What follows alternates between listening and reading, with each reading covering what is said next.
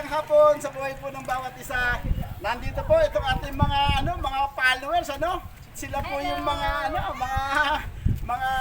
estudyante na lagi pong nakasubaybay sa programa ni Libreng Ulam. At ito po, binibigyan po natin silang lahat. Eri po, 6 po sila. Nakasubaybay po sa programa ni Libreng Ulam. Kaya ganoon lang po kasimple, guys. Kung nakita niyo po ako sa daan, batiin niyo po ako, sabi niyo nakapalo ka, bibigyan po kita. At ito yung mga bata na ito, sila po yung tatanggap ngayon ng Libreng Ulam. Hindi lang po matatanda ang binibigyan natin. Ito po yung mga bata, ayan po, yung kanilang mga tatanggapin. Libreng Ulam, Diyan muna kayo. Ang baon daw nila ito sa araw ng bukas sa kanilang pagpasok.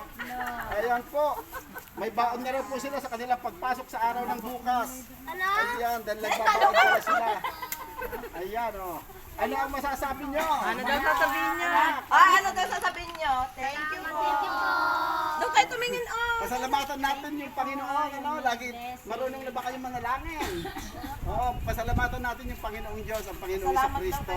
Tapos yung mga sponsor na ginamit ng Panginoon, Sir Ricard Kernil, Sir Ricky Baldovino, Sir Rolando Tumaya, Sir King Pimanlusok, Ma'am Maribel Bauto, si Sir Alvin de los Santos. Sila yung mga sponsor natin at magkakaroon tayo ng sponsor sa ibang bansa. Ayan, marami pong sponsor ang darating TV Libreng Ulam.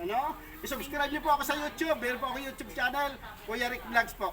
At nang sa ganun po, lalo pa pong dumami yung maabot po ng Libreng Ulam at marami po makakapanood, marami po ang mag-i-sponsor sa programa ng Libreng Ulam.